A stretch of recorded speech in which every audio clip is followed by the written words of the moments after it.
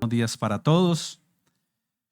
Espero que todos se encuentren muy dispuestos en esta mañana a continuar en este tema que hemos venido ya tratando desde hace un buen tiempo atrás. Hemos comenzado un proceso, digámoslo, de estudiar paso a paso, como se conoce expositivamente, la carta del apóstol Pablo a los Efesios, que en lo personal es una carta que a mí me gusta demasiado. Bueno, lo digo siempre, ¿no? El caso es que toda la palabra de Dios, por supuesto que es demasiadamente muy importante, y cada palabra que el Señor ha permitido que quede escrita definitivamente tiene un propósito, tanto lo escrito en el antiguo pacto como lo que hoy tenemos en el nuevo pacto y bajo la gracia del Señor. Todo es importantísimo, pero hay ciertos pasajes o ciertas cartas que a unos les gustan más, a otros de pronto otra carta. ¿Por qué me gusta tanto la carta a los Efesios? Porque es una carta que para mí resume todo. Definitivamente muestra la condición del hombre, muestra la soberanía de Dios, el plan perfecto del Señor, muestra quién es Él en parte o lo que podemos conocer del Señor, pero también muestra cuál debe ser el estilo de vida o el comportamiento de aquellos que el Señor ha llamado. Entonces, es completa, es actual, a pesar de que se escribió hace más de 2000 años o cerca de 2000 años, podemos decir que, por supuesto, como toda palabra de Dios que es viva y eficaz, pero está vigente porque es una carta que el apóstol Pablo, inspirado, después de haber mostrado la gracia, de haber mostrado el plan y propósito del Señor, lo que es Él, la identidad, su identidad y la identidad que nosotros tenemos en Él, también se desarrolla de una manera que podemos entender qué es lo que el Señor quiere y espera de nosotros a nivel personal, a nivel familiar, porque en esa carta se trata del esposo, trata a la esposa, trata a los hijos, trata a los jefes, trata a los empleados, y termina diciendo que hay algo que siempre se va a oponer a que eso se lleve a cabo. Primero muestra la gracia del Señor, ¿cierto? Muestra quién es Él, muestra el llamado, el propósito, muestra cuál es la identidad que nos debe a nosotros identificar y caracterizar como hijos de Dios, pero también nos lleva en cuál debe ser el desarrollo, cuál debe ser la actividad correcta que debe desempeñar cada individuo dentro de las diferentes formas que tiene. Entonces, es maravilloso por eso. Y termina, como les decía, que el enemigo se va a levantar siempre a querer que ese plan de Dios no se lleve a cabo. Por eso el capítulo 6 termina hablando del concepto de el enemigo se levanta y dice cómo debemos nosotros hacer frente a esa oposición que tenemos espiritual. Entonces es completa, es una carta que definitivamente resume la gracia del Señor y el propósito y plan que Él tiene para su iglesia hoy. Entonces, demasiadamente hermosa y completa.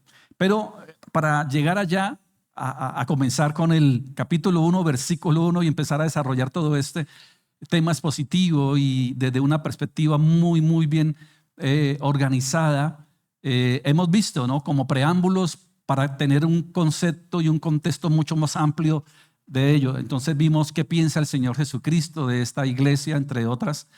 Vimos también una introducción de la iglesia, cómo empezó, cómo se formó, cómo se gestó en el libro de los Hechos. Y hace 8 días veíamos quién usó Dios, ¿cierto?, para llevar a cabo eso. Y fue un hombre que nació en Tarso, llamado Saulo, y que era un hombre doble nacionalidad, como romano y como judío, ¿ya? Entonces venimos en esta enseñanza de conocer un poquito más el perfil del hombre que Dios usó para escribir su palabra, para edificar una iglesia, para levantar una iglesia. Y todo esto definitivamente bajo la soberanía de Dios, bajo el plan y propósito del Señor que ha tenido y que tiene hoy para todo el mundo. Entonces, retomemos, ¿les parece? Nuevamente, vamos rápidamente. Y les voy a leer lo que les leí hace 8 días porque me parece muy bonito para las personas que de pronto no estuvieron. A modo de introducción, dice: el vasto escenario de la historia bíblica, donde resuenan los nombres de patriarcas, profetas y apóstoles, se levanta una figura cuya vida es un himno a la gracia, el apóstol Pablo. Su existencia es como un río que nace en las montañas del celo religioso, corre con fuerza en la persecución, pero es detenido por la luz gloriosa de Cristo, y desde allí fluye con poder hasta regar las tierras áridas del mundo gentil con el agua viva del evangelio. El apóstol Pablo no fue un hombre común. Nació en Tarso, ciudad de cultura y sabiduría. Fue formado en las más altas escuelas de la ley bajo el maestro Gamaliel. Su mente era aguda, su celo ardiente, su convicción inquebrantable. Pero todo ese conocimiento sin Cristo lo convirtió en perseguidor, en enemigo de la cruz. Sin embargo, en el camino polvoriento hacia Damasco, la eternidad irrumpió en su historia. Una luz más brillante que el sol lo envolvió. Una voz lo llamó por su nombre y aquel perseguidor se convirtió en predicador, aquel enemigo en embajador, aquel fariseo en apóstol. Desde entonces, el apóstol Pablo vivió como un hombre consumido por una sola pasión. Para mí, el vivir es Cristo y el morir es ganancia. Sus pasos recorrieron ciudades, mares y prisiones. Sus palabras levantaron iglesias y derribaron fortalezas espirituales. Sus cartas, inspiradas por el Espíritu Santo, siguen siendo aliento para la iglesia hasta hoy. Y entre esas cartas, la que escribió a los Efesios desde la prisión es como una sinfonía celestial que nos revela la grandeza del plan eterno de Dios en Cristo y la gloria de ser parte de su iglesia. La vida de Pablo es un grito eterno. Nadie está demasiado lejos para ser alcanzado por la gracia de Dios. He colocado ahí esa frase que me parece muy bonita y apropiada. Nadie está demasiado lejos para ser alcanzado por la gracia de Dios. Vemos entonces en esta introducción a un hombre que inicialmente fue perseguidor de la iglesia, de los del camino. ¿Pero qué lo llevó a perseguir la iglesia? Su celo. O sea, era un hombre que estaba profundamente convencido de lo que él creía era lo correcto. Era un hombre que había sido preparado, era un hombre bastante intelectual, era un hombre que había estado, digámoslo, en su época en las mejores universidades del pensamiento, no solamente grecorromano, sino también de orden judío.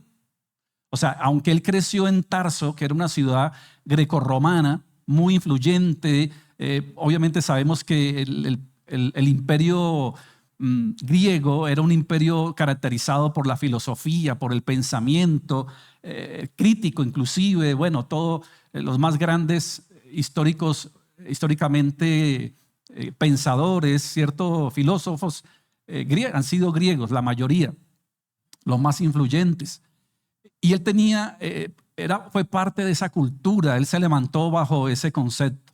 Y si a eso le añadimos en que él también fue formado, recordemos que él también tenía nacionalidad judía, porque él era parte, genealógicamente de la tribu de Benjamín, como él mismo lo describe, ¿cierto? Cuando él habla judío de judíos, ¿no?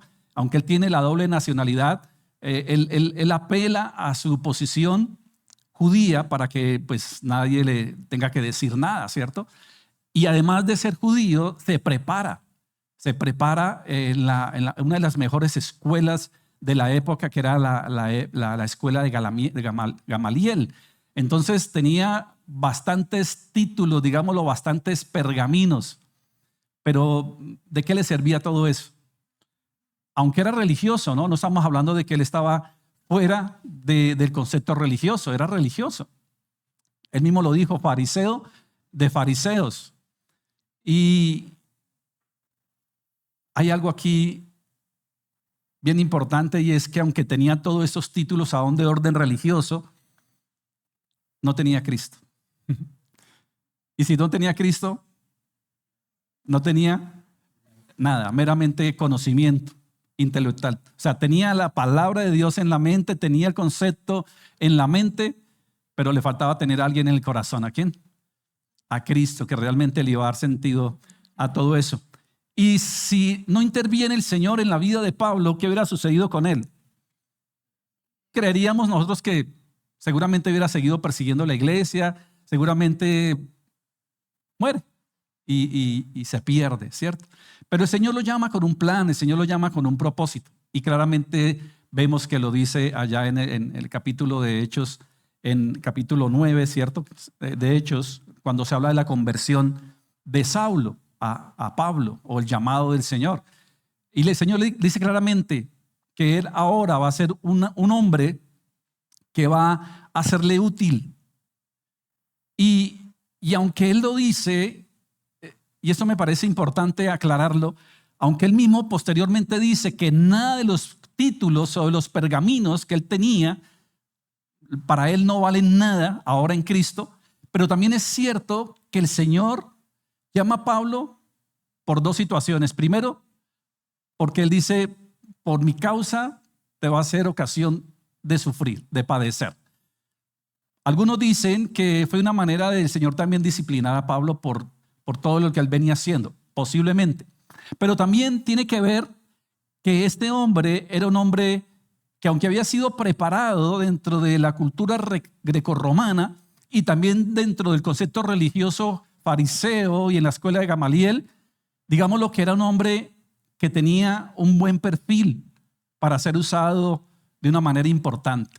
O sea, que Dios de una manera estratégica, podríamos decir, toma a este hombre porque sabe que este hombre tiene influencia, que este hombre tiene conocimiento, que tiene estrategia, que tiene buena manera de hablar, que va a ser un hombre que va a tener también la fortaleza y mucho más ahora en el Señor de enfrentarse al emperador, de enfrentarse a reyes, al que sea. Entonces, digamos lo que el Señor también de una manera estratégica sabe que este hombre tiene un buen perfil para que ocupe ese puesto que el Señor necesita de momento. ¿Ya? Como puede utilizar a otra persona con otros propósitos también. Si el Señor quiere llegar a unos lugares específicos, seguramente va a utilizar una persona que tenga ese perfil para llegar a ese lugar. O sea, el Señor es estratega, el Señor utiliza todo eso también para su propósito. ¿Ya? Entonces, podemos decir todo esto de Pablo. Privilegios humanos sin Cristo, sin Cristo. Veíamos entonces que nació en Tarso, ciudad de cultura y sabiduría, ciudad estratégica en su momento, lo que hoy es sur de Siria, de Turquía, que era Tarso, ciudadano romano con privilegios. Pero todo ese privilegio se convirtió en perseguidor. Veíamos otro punto, estoy haciendo un recorderis, ¿cierto? El encuentro que lo quebró. O sea, necesariamente el Señor tuvo que salir a su camino. Él iba camino a Damasco. ¿Cuál era el propósito de Saulo camino a Damasco? El que venía trayendo desde hace un buen tiempo, perseguir a la iglesia, perseguir a los del camino, perseguir los cristianos. Bueno, sabemos que en ese momento pues no les habían llamado. Recordemos que todos los nombres que de alguna manera aparecen bíblicamente para llamar a los seguidores de Cristo nacen de una forma despectiva, burlesca.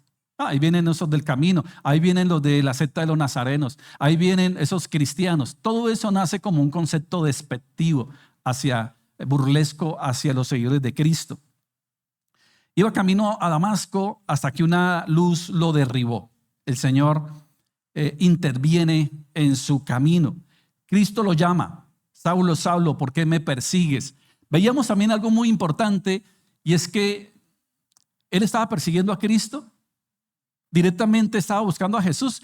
No, él sabía que Jesús había sido crucificado.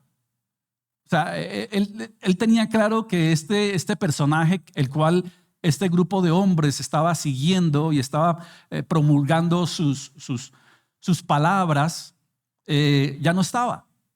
O sea, él de momento, seguramente como muchos de los fariseos, de los judíos, decía cuál era el mayor concepto que circulaba de momento en esa época acerca de Jesús. Primero, que era un falso profeta, que realmente no había resucitado. ¿Cuáles fueron de esos argumentos que ellos tenían para no justificar realmente que había resucitado? Que se robaron el cuerpo, ¿cierto? Ellos decían, muchos de los judíos, que se habían robado el cuerpo. Otros decían que le habían pagado seguramente a los guardias para poder sacarlo. Bueno, tenían una cantidad de argumentos con tal de no reconocer de que definitivamente, como decían estos que andaban alborotando los caminos, los pueblos, definitivamente Jesús, el Hijo de Dios, había resucitado. O sea que hasta el momento, hasta camino a Damasco, cuando llevaba cartas para apresar a los cristianos, él todavía tenía en su mente que ese Cristo no era el verdadero ungido, el Cristo, aquel que, porque él sabía, él como buen judío y fariseo de fariseos, él sabía que había una promesa de parte de Dios que enviaría, ¿cierto?, al ungido. Él lo sabía, pero él no vio en Jesucristo ello, como muchos más, ¿no? Entonces él, hasta camino a Damasco, cuando iba camino a Damasco, todavía tenía en su mente y en su corazón que eso era falso, lo que estos hombres por algo los perseguían.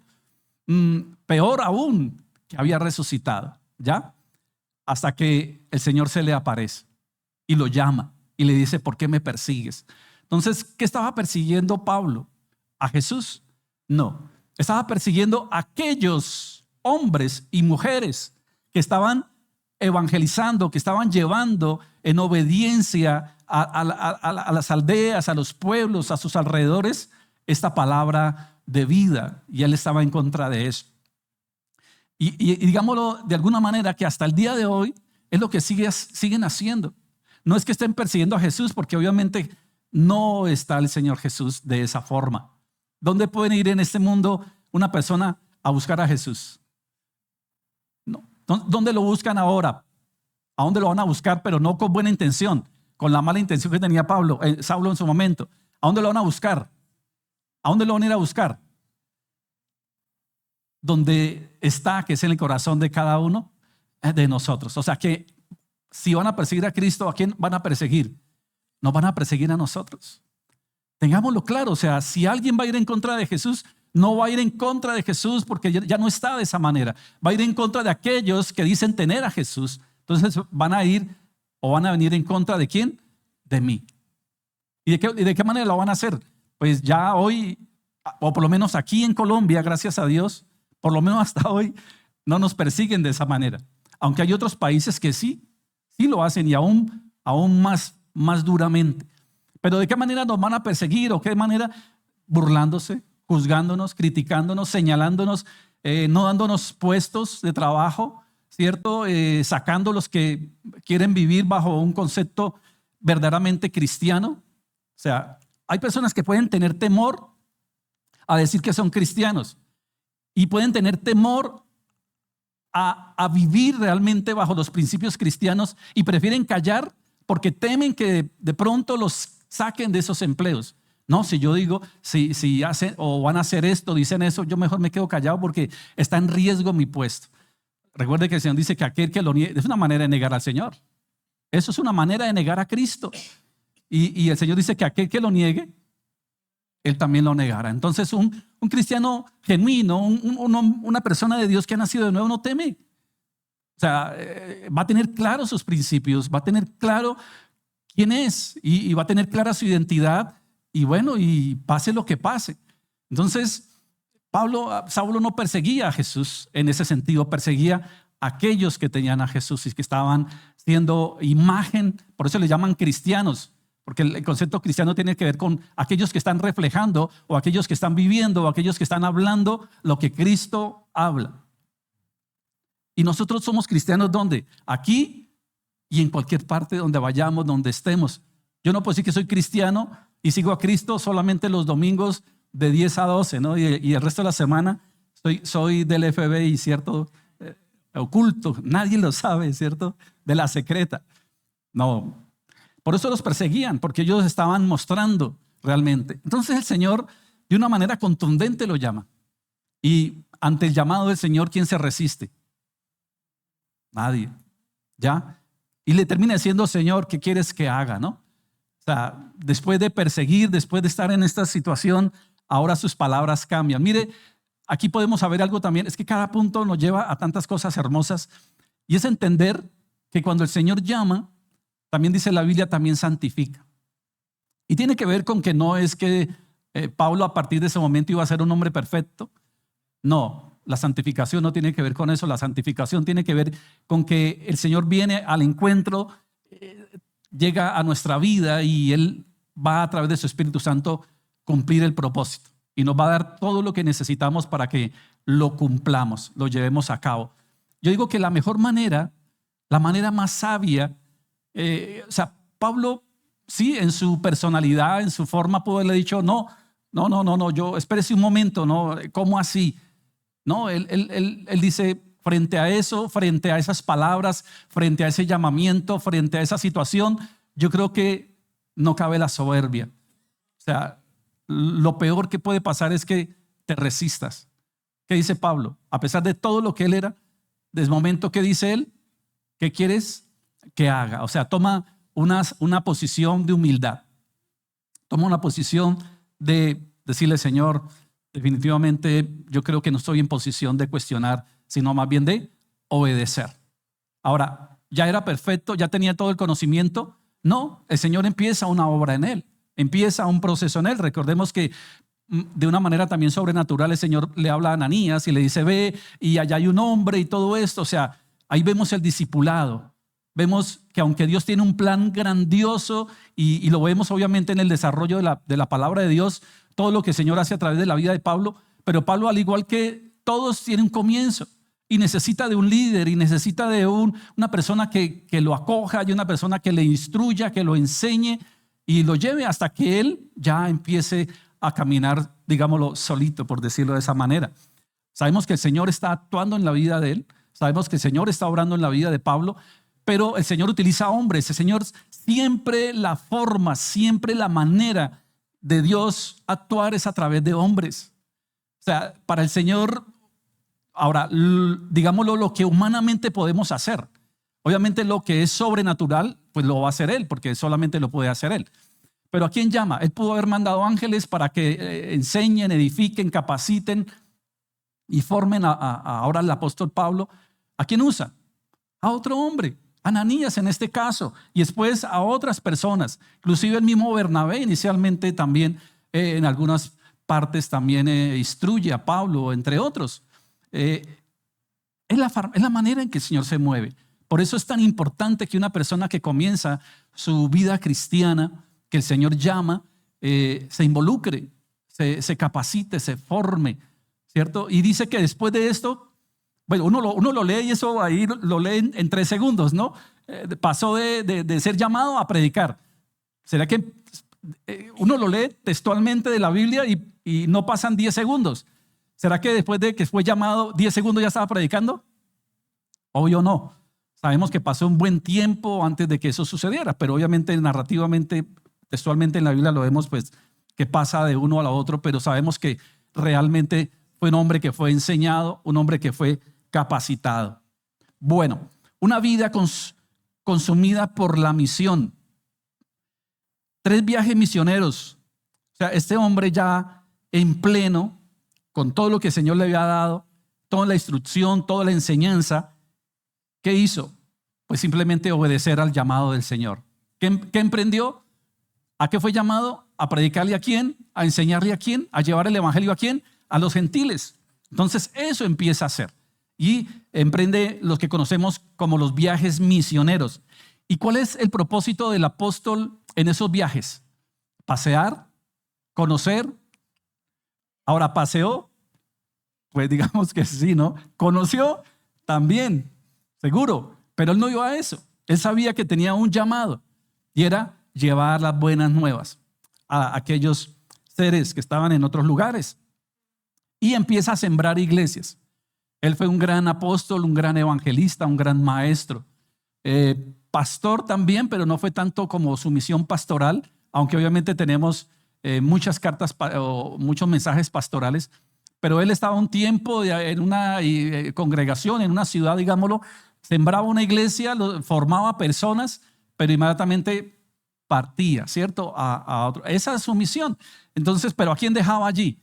Ahí dejaba un obispo, ahí dejaba un encargado, ahí dejaba una persona que se iba a encargar más de la labor pastoral, digamos, del cuidado de ese rebaño que el Señor había permitido sembrar en ese lugar.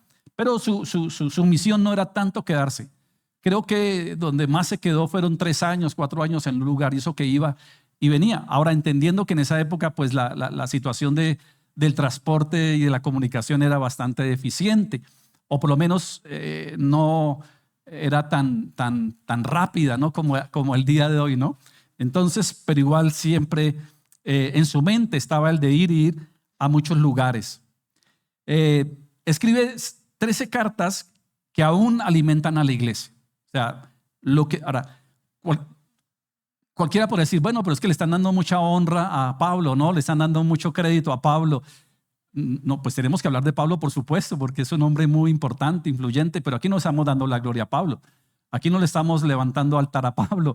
Aquí estamos simplemente hablando de un hombre que el Señor llama, de un hombre que obedece, de que cree y que empieza a hacer lo que el Señor dice. Pero aquí todo honor y toda gloria se la lleva a ese el único y Señor.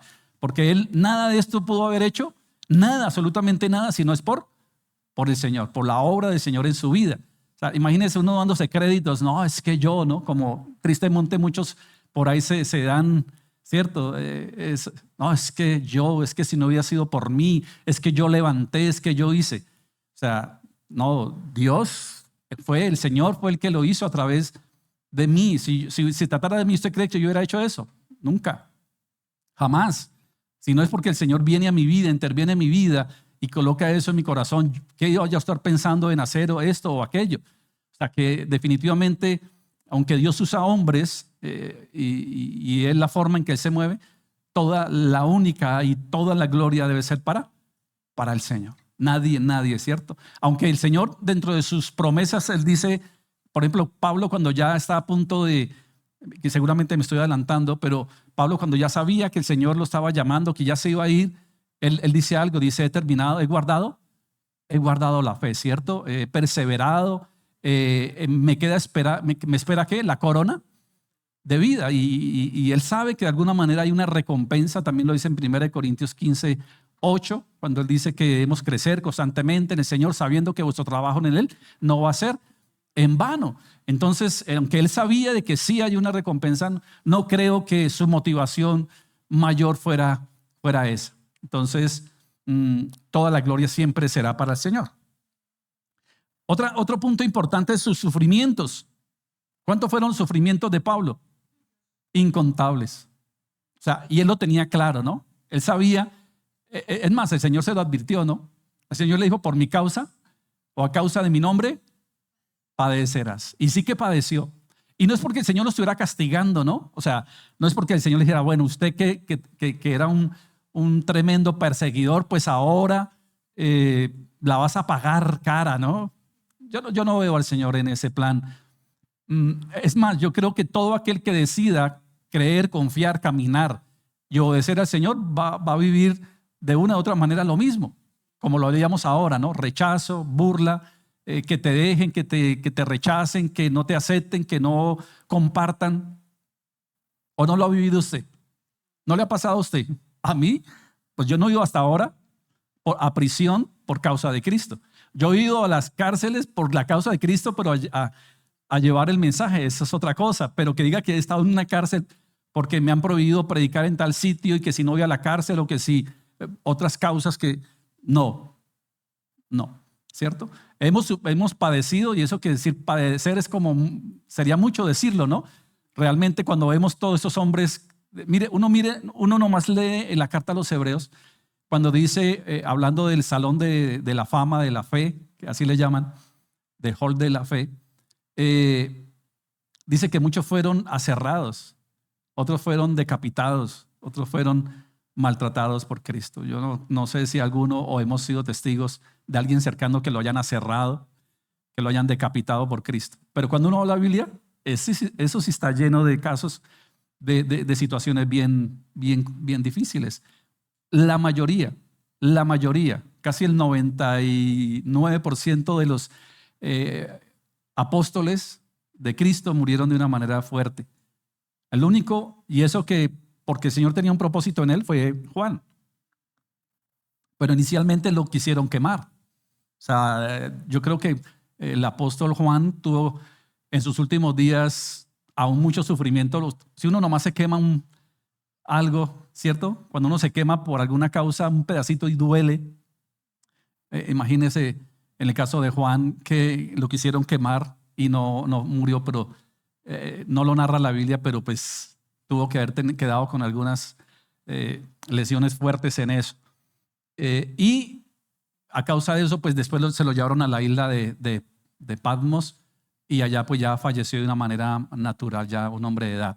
Pero de resto, tanto los apóstoles como muchos seguidores de Cristo padecieron y cosas fuertes. La verdad, yo creo que hoy nosotros, y ahora no es que estamos aquí ni mucho menos profetizando ni nada que se parezca, porque eso no es correcto, pero la verdad es que nosotros, yo creo que no hemos sufrido ni padecido por Cristo. Hablo por Cristo.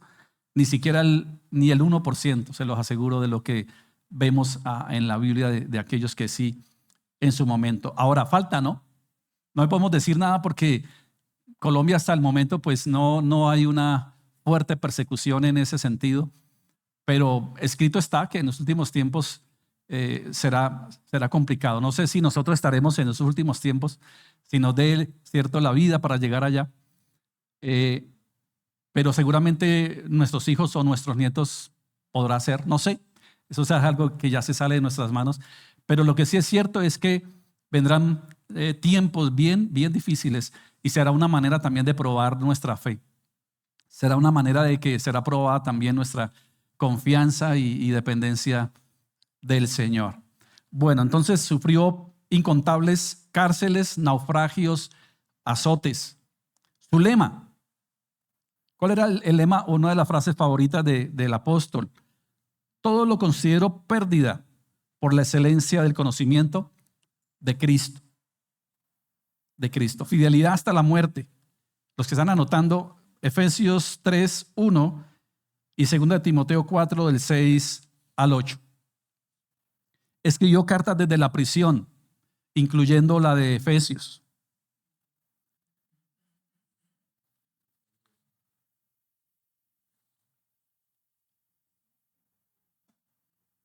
Es curioso que,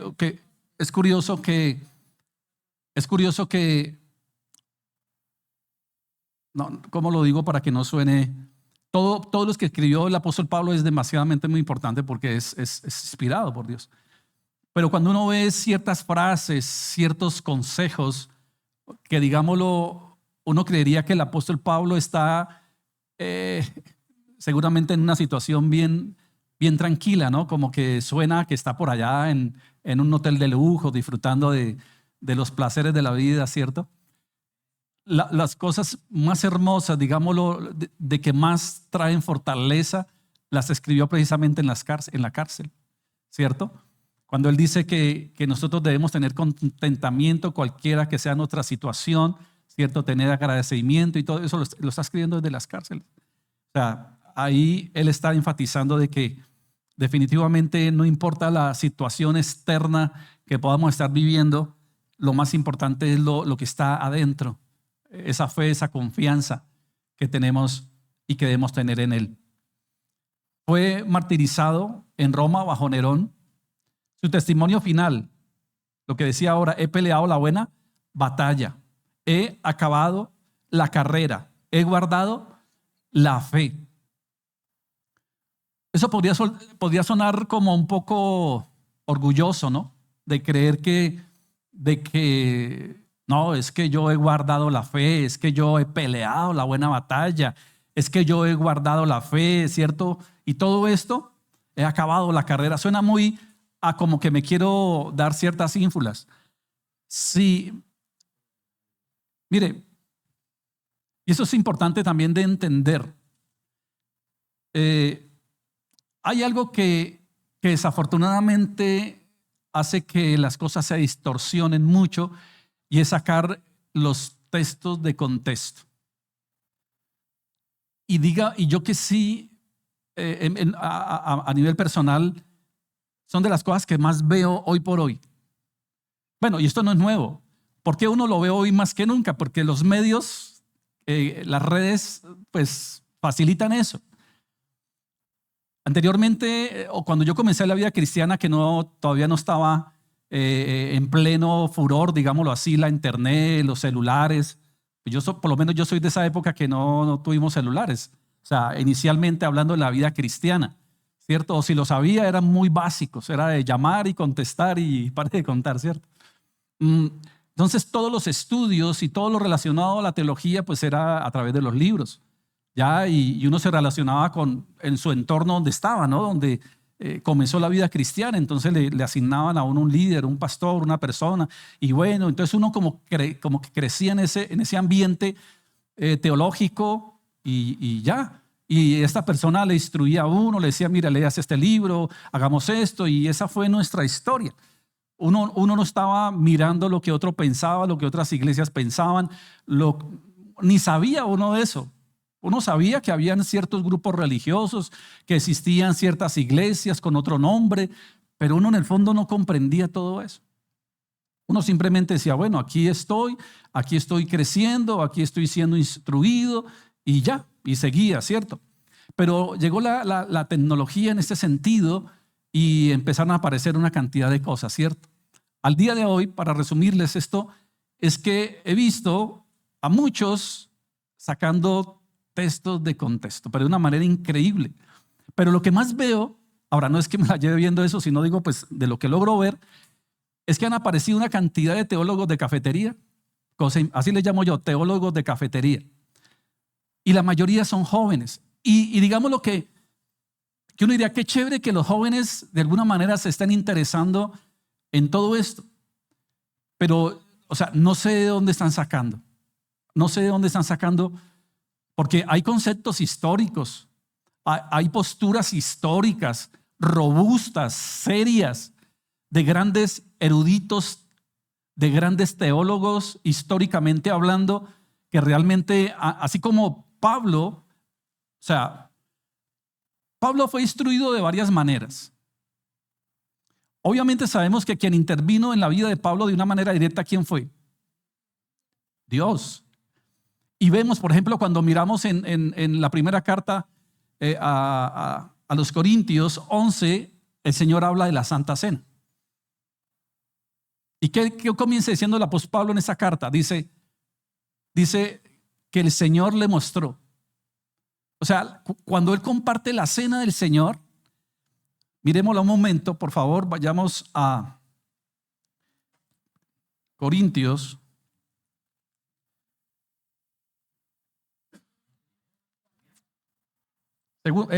Primera carta a los Corintios 11, 23.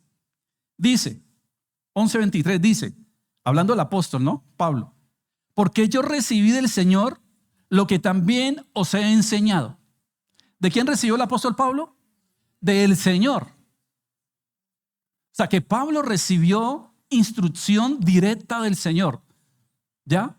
¿Por qué medio? Por revelación. ¿Cierto? Por revelación. O sea, el Señor le mostró, o sea, él hubiera dicho, yo recibí de los apóstoles de Cristo esta instrucción, lo hubiera dicho, ¿cierto? O sea, si la enseñanza de la Santa Cena la hubiese recibido de parte de Pedro, de Juan, de los que estuvieron allí, él hubiera dicho. Pero él claramente dice, porque yo recibí ¿de quién? Del Señor también. O sea, él recibió de Dios y también lo está enseñando. Pero también vemos que él fue instruido de una manera personal.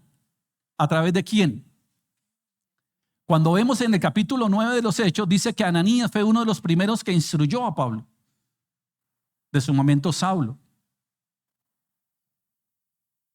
Entonces, eso eran ellos.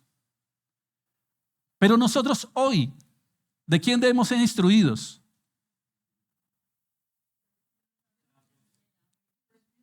Vemos que el mismo apóstol Pablo fue instruido por el Señor de una manera directa, pero también de una manera indirecta. ¿Fue instruido por quién? Por hombres, personas que el Señor obviamente usó. Y él mismo lo dice, anteriormente él mismo lo dice, hablando ya como judío y fariseo. Dice, yo soy judío de judíos, fariseo de fariseos, más que cualquier otro. Y dice algo muy importante, fui formado en una escuela. ¿En cuál escuela? Él lo dice en su testimonio, en la escuela de Gamaliel. Y cuando uno mira, históricamente, el pueblo judío ha tenido escuelas. Por ejemplo, una de las escuelas, o también se le conoce como sectas, en la época que el Señor Jesús le tocó lidiar, ¿a quién le tocó lidiar? ¿Con quién le tocó? Hablando de escuelas o pensamientos de la época. Fariseos. Le tocó con saduceos. Y eran judíos. O sea, tanto fariseos como saduceos, entre otros, eran judíos, pero de pensamiento diferente. ¿Sabe cuáles eran las cosas que más tenían? Obviamente siempre iban a tener como algo en común, ¿no? En esto estamos de acuerdo, en esto estamos de acuerdo. ¿Tú crees que Abraham fue nuestro padre? Le preguntaban a un fariseo, ¿qué va a decir? Sí, claro. ¿Y se le preguntaban a un saduceo? Sí, claro. O sea, habían cosas en las cuales ellos iban a concordar. ¿Sí o no? Pero cuando hablaban, por ejemplo, de un tema de la resurrección, se hablaba un tema de la resurrección. ¿Estaban de acuerdo fariseos y saduceos en el tema de la resurrección? No estaban de acuerdo. Entonces uno dice, pero ¿cómo así? Judíos, ¿cierto? Ambos del pueblo de Dios con un gran historial y no se ponían de acuerdo en ciertos conceptos. Eso pasa hoy. Eso pasa hoy. Y eso va a depender mucho de las escuelas, ¿ya? Y eso ha existido siempre. Entonces, aquel que nace como fariseo, pues obviamente va a tener la tendencia a tener sus conceptos bajo esa escuela farisea. Entonces, el apóstol Pablo dice que fue instruido por la escuela de Gamaliel. ¿Y Gamaliel qué era? ¿Fariseo o saduceo? Fariseo. Por algo él dice, yo soy fariseo de fariseos. O sea, él defendía una postura farisea. ¿Sí ven? Entonces, esa es la situación de hoy, que hay escuelas de pensamiento. Hoy podríamos llamarle conceptos, una postura teológica. Hay cosas que nos unen. Nadie, hablándolo entre la sana doctrina, de la sana doctrina, nadie va a dudar o va a poner en tela de juicio la deidad de Cristo. ¿Sí o no? O sea, hablando de una iglesia sana, obviamente hay otras sectas que no las ponemos dentro del cristianismo que sí dudan de la deidad de Cristo. O sea, nuestra postura es que Jesucristo fue en su momento completamente Dios y completamente hombre. Perfecto Dios, perfecto hombre. O sea, no lo dudamos. Hay otros conceptos pseudocristianos que lo ponen en duda. Yo no me meto en ese mundo. Pero sí hay posturas cristianas de sana doctrina que tenemos eso claro. No es algo a discutir, como entre otros puntos, ¿ya? Como hay otros puntos que sí, digámoslo, que han generado ciertas posturas, pero que no, en el fondo, digámoslo, hasta cierto punto no son fundamentales. No estoy diciendo que la palabra de Dios no sea fundamental, y aclaro eso, pero digámoslo en temas de salvación, ¿ya? Entonces unos tienen una postura, otros tienen otra postura, pero igual seguimos siendo cristianos. Ahora hay iglesias o pseudoiglesias que pueden decir, o se pueden rotular de esa manera. No, es que yo soy cristiano. Pues si usted le pregunta a los testigos de Jehová, creo que dice que son cristianos. Si usted le pregunta a un católico romano, dice que es cristiano. Si usted le pregunta a un adventista, ¿qué le va a decir? Que él es cristiano. Ah, pero bueno, sí, yo soy cristiano, pero además de eso soy bíblico. pues igual también te van a responder de la misma manera. ¿Cómo te van a responder los testigos de Jehová? Que ellos son bíblicos. ¿Qué te va a decir un pentecostal unitario? Que él es bíblico. ¿Qué te va a decir un católico romano? Que, bueno, ellos no es que sean muy bíblicos, pero te van a decir que son bíblicos. Si tú le preguntas a un adventista, ¿qué te van a decir? Igual. Entonces el tema no es tan decir yo soy cristiano, yo soy bíblico, pues porque muchas pseudoiglesias, que hoy podemos llamar pseudoiglesias, también dicen ser cristianas y ser bíblicas. Entonces hay algo más que eso. Y es que, porque todas también suelen decir tener la verdad. Ahora, yo no estoy de acuerdo en mi posición teológica con muchos, y es más, las pongo en orden de sectas. Yo, José Díaz, pastor de la iglesia Sublime Gracia, Armenia, siervo de Dios por su gracia inmerecida y su favor. Pero yo tengo que ser claro en mi postura. Y yo podría decir bajo mi concepto qué iglesias yo considero que son sectas. Pero también puedo decir qué iglesias comparten la sana doctrina, aunque tengamos formas o conceptos diferentes. Pero mi postura tiene que ser radical y clara. O sea, imagínense cualquiera de estos, aún de las pseudoiglesias. Piensen en las pseudoiglesias como las iglesias de sana doctrina, que un pastor esté parado y diciendo, pues la verdad yo no sé qué creer. La verdad yo no tengo una postura clara. La verdad pues yo no sé, ahí estoy. O sea, ¿qué le quedaría a usted? Diría, pues yo qué hago acá, si ni el pastor sabe, ni cree, ni piensa, o sea, tal. Ahora, yo adopto una postura y claramente la tengo que exponer. Que eso esté o no de acuerdo con otras posturas, pues, ¿qué hago? Eso ha sido histórico. Fariseos, saduceos no se ponían de acuerdo en la resurrección, pero eran judíos. Entonces aquí vemos a un apóstol que estudió, fue formado por un concepto teológico de la época, Gamaliel, de los fariseos, pero que después el Señor llama y le quita todo eso para que empiece de una manera mucho más clara a exponer lo que Dios le ha mostrado bajo la gracia, ¿cierto? Y es lo que empieza él a revelar. Entonces, bajo esta idea, ¿cuál debe ser mi posición? Yo digo, a mí el Señor no me va a revelar como le reveló al apóstol Pablo en este caso, porque yo no soy apóstol. Y la palabra de Dios ya está cerrada, ya está revelada, digámoslo así. Mi oración y mi posición es ir a la Escritura, ¿cierto? Pedir al Espíritu Santo que me dé la iluminación, que me dé la claridad, que me dé el discernimiento. Pero entonces volvemos a lo mismo, pues eso también dirá el otro pastor que sostiene otra postura. Pero eso es una constante, o sea, eso va a pasar siempre. O sea, que uno diga, no, es que posiblemente de aquí a 10 años todas las iglesias van a estar de acuerdo. ¿Será que va a pasar eso? No, eso no va a pasar. Eso no va a suceder. Ni aún dentro de las iglesias denominadas de sana doctrina, ¿cierto? O bíblicas. Entonces, en últimas, uno dice, bueno, pues esto es lo que yo creo, ¿cierto? Esto es lo que el Señor me ha iluminado, me ha dado el discernimiento, el entendimiento. Pero eso está bien y eso lo respeto. Pero el tema o el punto por lo cual estoy conversando esto es porque hoy en día han salido unos que ni siquiera uno dice, o sea, es que ¿de dónde sacan eso? Y lo más tremendo es que dicen, por ejemplo, en estos días veía un video de Moisés, por ejemplo. Entonces sale a decir estos teólogos de cafetería. ¿Y cuál es el título? Te han estado engañando. Te han estado engañando. Moisés no es Moisés. El verdadero Moisés es este y su no. Y empiezan, y la verdad, yo no duro mucho viendo eso porque hasta me fastidia. Pero lo poquito que alcanzo a ver, uno dice, esta persona, o sea, en serio, o sea, ¿de dónde sacan? O sea, ¿de dónde sacan? ¿Ya?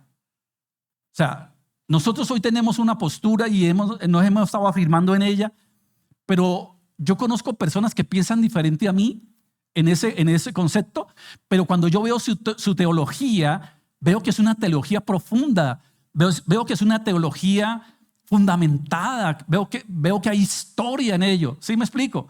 Que hay eruditos, gente de verdad, con una pasión y con una profundidad, pero hoy eso ya no, o sea, sacan así, yo no sé de dónde, pero entonces hay que tener mucho cuidado en todo eso.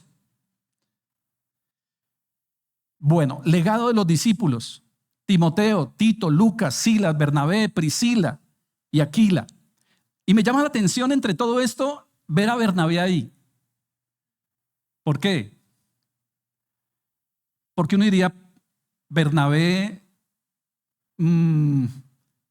fue parte en un momento de instruir al mismo Pablo. ¿Sí?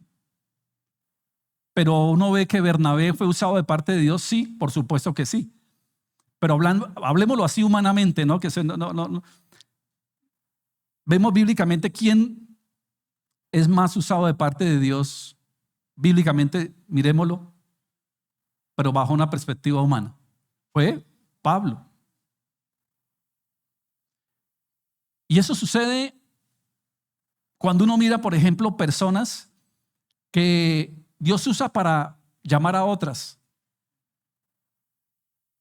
O sea, un hombre cristiano o una mujer cristiana que le comparte a alguien, pero ese hombre o esa mujer continúa su vida bien, pero esa persona a la cual le compartió, ese hombre o esa mujer se convirtió en un gran evangelista, ese hombre se convirtió en un tremendo hombre de Dios, ¿cierto? Pero quien le compartió, no, digámoslo entre comillas, ¿cierto? Para que no se feo, no fue tan grande como esa otra persona, ¿ya? Pero aún eso es de Dios. O sea, por eso nosotros no debemos subestimar a nadie. O sea, de nosotros compartir la palabra de Dios. Pero el Señor, dentro de su propósito, puede coger esa persona que yo creía, mejor dicho, yo le decía, no da un peso por esa persona. Atea o religiosa o gnóstica, quién sabe qué. Y Dios la toma y después lo ve 2, 3, 4 años sembrando iglesias, haciendo esto. O sea, y vemos a un Bernabé, o entre otros que fueron parte, pero ahora vemos un Pablo mucho más usado por Dios de una manera impresionante. Por eso nosotros a todo el mundo tenemos que compartirle, a todas las personas debemos hablarle. ¿Quién quita que esa persona sea ese tremendo predicador a las naciones? Entonces vemos también eso. Entonces, ¿a quién estás formando hoy para que continúe la obra del evangelio? Es una muy buena pregunta, ¿no les parece? Porque yo les digo algo también con mucho amor, y es que a veces a nosotros se nos va el tiempo, se nos va la misma vida, pero se nos olvida eso tan importante. Y es una pregunta para todos, y es: ¿a quién ya en este año tú le has compartido de Cristo y estás discipulando? ¿A quién? ¿Cuántos ya a esta altura del año le has compartido de Cristo y ya a esa persona le estás discipulando? Ya comenzamos marzo y seguramente a nadie. Seguramente si peor aún nos vamos al año pasado, el año pasado a nadie. ¿Y sabe por qué? ¿Por qué suele suceder eso? Primero, porque no le damos importancia a algo que es fundamental de parte de Dios. Pero es que eso fue para Pablo, eso fue para Pedro, eso es para el pastor. Eso. Si tú crees eso, si tú crees que el llamado al evangelismo, a proclamar a Cristo, es solamente de los pastores o en su defecto de los líderes, o sea, no tienes el corazón todavía del Señor. Porque cuando el Señor llama en el famoso Mateo 28, 18 al 20, ¿a quién llama? A todos. A todos. Entonces, si no lo estamos haciendo, es porque algo no está bien. Otro puede decir: es que yo no sé cómo compartir. Entonces, si tú no sabes algo y tú sabes que vas a hacerlo, ¿cuál debe ser la misión? Pues aprenderlo. Claro, si yo no sé algo y es importante hacerlo, pues yo, como todo en la vida, ¿sí o no? Dedica tiempo, dedica aprender, meternos, ¿cómo vamos a hacer? ¿Mm? O segundo, bueno, primero, no hay el interés, no hay el deseo, creo que no es para mí. O segundo, también muchas veces la vida de nosotros está tan ocupada, que yo a duras penas oro 3, 5 minutos y de pronto por ahí cuando me alcanza hago un devocional y eso es todo. Y el domingo de vez en cuando asisto. Para mí eso es triste, porque ese no es el llamado del Señor. Estoy en esto y estoy en esto y me meto cada día más en cosas y más cosas. Y el Señor está diciendo, ¿ok? ¿A quién estás formando? ¿A quién estás discipulando? ¿A quién le estás llegando con el evangelio? Es para que reflexionemos también en esto.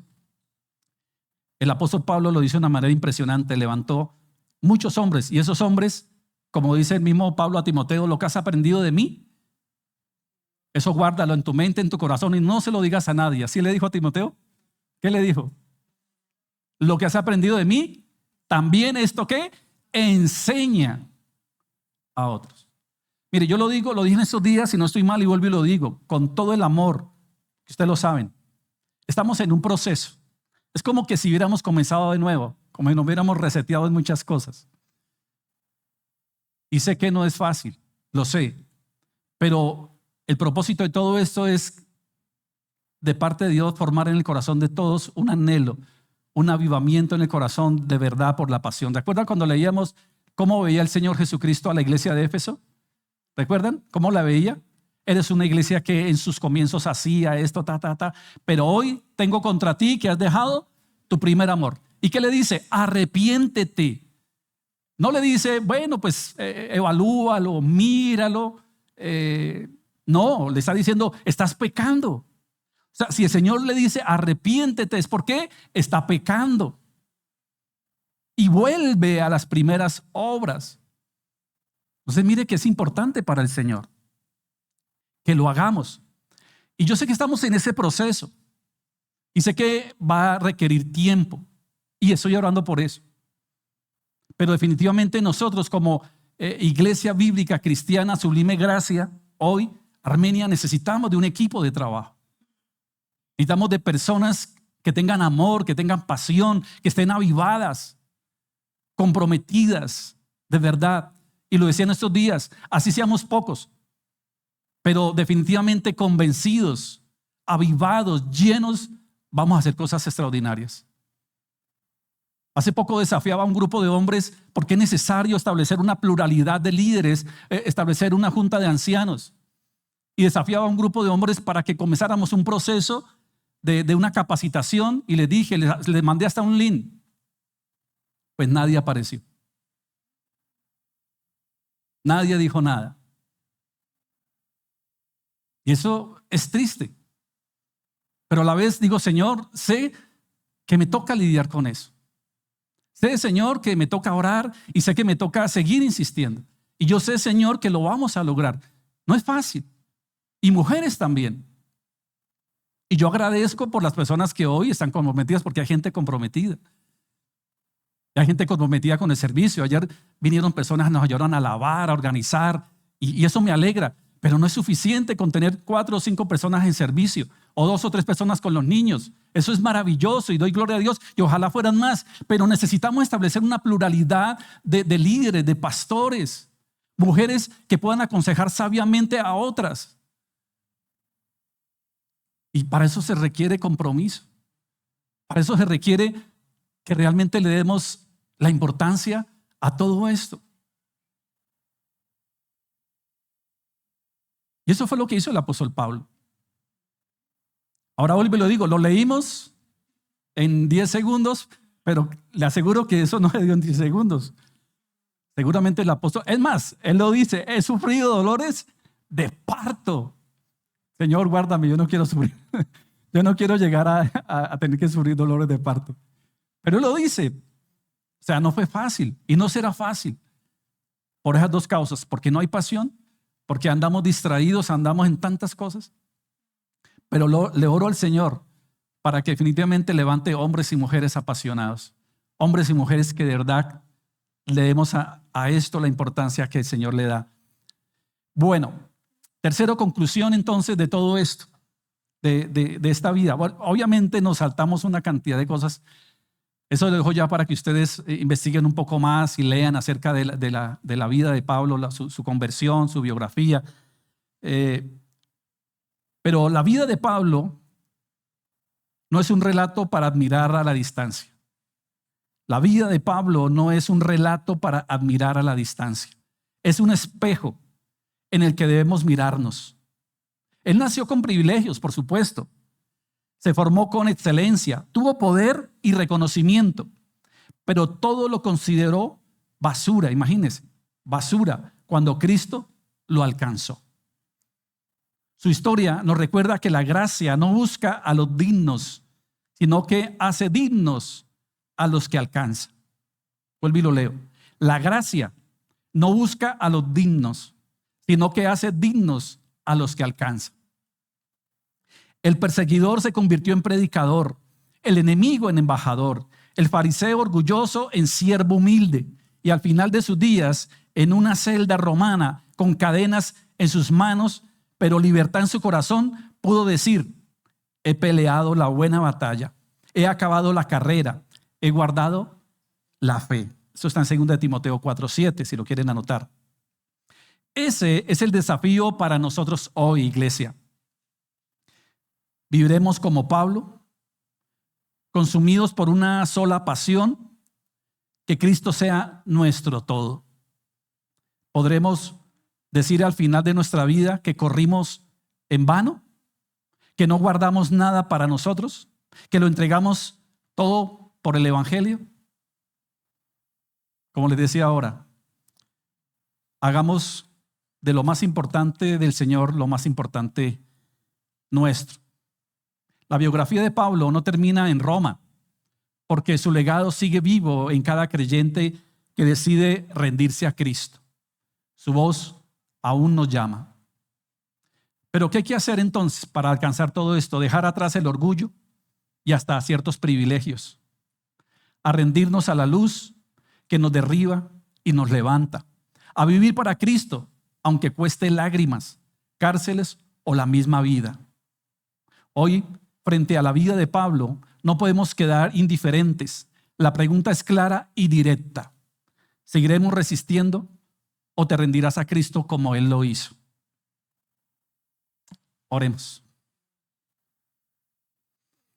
Oremos. Qué maravilloso. Padre, hoy, Señor, hoy venimos en tu nombre, Señor, contemplando la vida de tu siervo Pablo, Señor. Un hombre que, como vemos, nació con privilegios, que caminó con orgullo, pero que a la vez también fue derribado por tu luz, por tu llamado, y a la vez levantado, Señor, por tu gracia. Padre, hoy reconocemos que como Él, Señor, muchas veces hemos confiado en nuestras fuerzas, en nuestros logros, aún en nuestra religiosidad. Padre, pero también vemos que todo esto sin ti es vacío, que es meramente humano y que eso definitivamente no nos lleva a nada. O seguramente alcanzar ciertos privilegios, aplausos, reconocimientos meramente humanos, pero ¿eso de qué sirve? Padre, hoy te pedimos, Señor, por tu palabra que quebrantes nuestro corazón, así como tú quebrantaste el de Pablo, el de Saulo en su momento. Señor, haznos caer, así como él cayó a tierra, pero realmente lo que cayó en él fue su religiosidad, lo que cayó, lo que tumbaste fue su orgullo, su autosuficiencia. Padre, pero también a la vez te pedimos que nos levantes con tu misericordia y que podamos decir como lo dijo Pablo: Para mí el vivir es Cristo. Qué bueno que podamos decir, para mí el vivir es Cristo. No sé si hoy estás dispuesto a decirlo. Es un compromiso. Y el Señor dice que no digamos algo que no vamos a cumplir. Si tú no estás dispuesto a cumplir, no digas nada, quédate callado.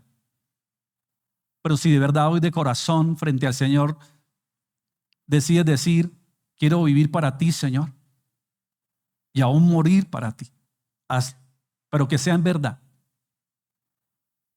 Pero a la vez también sabemos, Señor, que tú eres el que nos da la fuerza, la fortaleza, la guía, la llenura de tu Espíritu Santo, que hoy, Señor, sí habita en nosotros. Y eso, Señor, es lo que va a hacer posible que se lleve a cabo todo esto. Que podamos decir hoy, para mí el vivir es Cristo y el morir sea ganancia. Que nuestra vida, Señor, sea consumida por una sola pasión: conocerte, servirte y anunciar tu palabra, tu evangelio, las buenas nuevas. Padre, que al final de nuestra vida podamos reconocer y proclamar con certeza, como dijo el apóstol, he peleado la buena batalla, he acabado la carrera, he guardado la fe. Qué triste sería decir, Señor, me quedan pocos días, Señor, y he alcanzado unos grandes logros. Tengo una bonita casa, tengo un buen carro, una gran profesión, y empezar a enumerar cosas que el Señor dice que eso es pasajero, efímero, que hoy es y que mañana no es, que es humo, que es vanidad. Que podamos decir con claridad, como dijo el apóstol, he guardado la fe, he servido con amor y temblor, te he glorificado, Señor, en todo. He guardado mi mente y corazón de las cosas de este mundo. Me he alejado de todo aquello, Señor, que no te glorifica. He compartido tu palabra. He ganado a muchos para Cristo bajo tu gracia y poder, Señor. He cumplido. Eso sería lo mejor. Padre, y mi oración es para que mi vida y aún la vida de mis hermanos que me acompañan esta mañana, que nos oyen aún en la distancia, tengamos este mismo sentir. Señor, no sabemos cuánto nos quede en este mundo, en esta tierra. No sabemos, solamente está en tu designio, Señor. Pueden ser minutos, horas, días, años, no sé, qué sé yo, Señor. Lo que tú a bien tengas será lo mejor. Pero el tiempo que me quede, Señor, que de verdad yo refleje tu gloria. Que pueda ser luz y sal de esa tierra en embajador tuyo. Que de verdad de corazón, Señor, te ame, te sirva. Que no me duela. De verdad, Señor, dar, aportar, servir, sacar tiempo. Al contrario, Señor, que sea para mí mi mayor privilegio. Y una vez más, Señor, perdónanos y perdóname, Señor, si me he alejado de esto. Si me he dejado contaminar, si me he dejado nuevamente absorber. Como tú le dijiste a la iglesia en Éfeso, has perdido tu primer amor, has dejado tu primer amor. Por lo tanto, arrepiéntete y vuelve. Señor, queremos volver. Queremos continuar de la manera que es justa y correcta ante tus ojos, no mis ojos ni los de este mundo. Porque este mundo, por supuesto, que va a querer que no hagas. Por supuesto que tu carne va a querer que no sirvas, que des, que no hagas nada. O que seas simplemente religioso. Porque podemos ser cristianos religiosos. De raticos, de momentos. Y eso no es así. Es un todo o un nada. Que seas frío o caliente, pero no tibio. Y frente a ti, Señor, y frente a tu llamado, ardientes, Señor, apasionados, como debe ser, Señor, avivados por el fuego de tu Espíritu, Señor, guiados por tu palabra.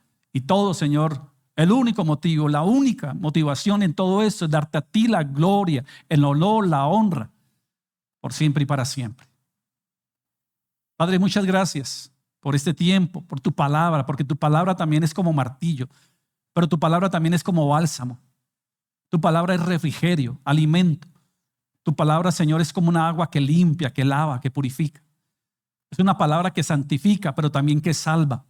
Y hoy, Señor, has traído palabra que salva, has traído palabra que santifica, palabra que limpia. palabra que renueva y fortalece. Gracias, Señor, por ella. Pero también, Señor, quiero darte gracias por la vida de mis hermanos que caminan en esta verdad, que aún en medio de sus necesidades, aún en medio de sus faltantes, Señor, cada día quieren vivir para ti, para tu gloria, dándolo y reflejándolo en verdad. Gracias, Señor, por los que sirven, por los que apoyan, por las personas que están allí, Señor, que sacan tiempo, no porque no estén haciendo nada o desocupados, no, Señor, tú nunca llamaste desocupados. Todos estaban haciendo algo, pescando, trabajando, laborando. Pero aún en medio de sus situaciones, están allí, Señor, fieles. Gracias, Señor, por esa fidelidad, porque es lo que hace posible bajo tu gracia que esta obra se sostenga, crezca. Gracias, Señor, por las personas que aportan económicamente, con amor, con gratitud, porque es la herramienta, la forma que tú has puesto para que esta obra también pueda suplir las necesidades. Gracias, Señor, por ese amor, por esa fidelidad, porque nadie lo hace ni obligado, nadie lo hace por necesidad, pero lo que lo hacen con un corazón agradecido, personas que de verdad te glorifican, personas que realmente entienden que no hay nada mejor que poder invertir en tu obra, Señor. Gracias, Señor. Tú los conoces y de ti vendrá, Señor, su recompensa, hoy o hacia la eternidad, pero vendrá. Gracias, Señor, por este hermoso tiempo. Gracias, Señor, por todo lo que eres y haces en nuestra vida. Todo honor y toda gloria, por siempre y para siempre. En el nombre precioso de Cristo Jesús, en el poder de tu Espíritu Santo y para tu gloria, Señor. Amén. Bueno, familia, que tengan un resto de día, de fin de semana muy bendecido. Recuerden que, no sé si a todos ya tienen el folleto que le repartieron. Todos lo tienen. Recuerden que ahí vamos a dar uno por mes. Y ahí también hay unos momentos de oración, personas de sus cumpleaños, una reflexión. Algo que quiero motivarles, por último, es que nosotros estamos haciendo devocionales. Tenemos 3 maneras de llevar la enseñanza al pueblo de Dios. Primera, a través de estos tiempos de reunión familiar, pero ustedes saben que son cortas, que no podemos entrar pues en profundidad. Pero también tenemos devocionales en semana, lunes, miércoles y viernes, donde también tocamos otros temas, ¿cierto? Y tenemos capacitación mucho más profunda, digámoslo, los miércoles a las 7. Son las 3 formas en que estamos compartiendo, edificando el pueblo de Dios y también teniendo integración entre nosotros. Digámoslo, que puedan, la mayoría asistan para que ahí podamos ser instruidos en todo esto. ¿Listo? Si no tiene su folleto, allá creo que a la salida ahí en la mesita están para que lleven. Y les quería decir que compartan el link de los devocionales. Los devocionales, la mayoría son muy, digámoslo, suaves en el sentido de que pueden llegar a todas las personas, ¿no? O sea, no son profundos teológicos, cosas que la gente no entienda. Por eso podemos estar invitando familia, amigos. Entonces, ellos van a conocer de temas que les pueden ir llevando al conocimiento de la palabra de Dios. Entonces, reenvíen ese link para que muchas personas puedan entrar a los devocionales y conocer más del Señor de esa manera. ¿Listo? Bueno, no siendo más, que el Señor les bendiga, que el Señor les guarde hoy y siempre.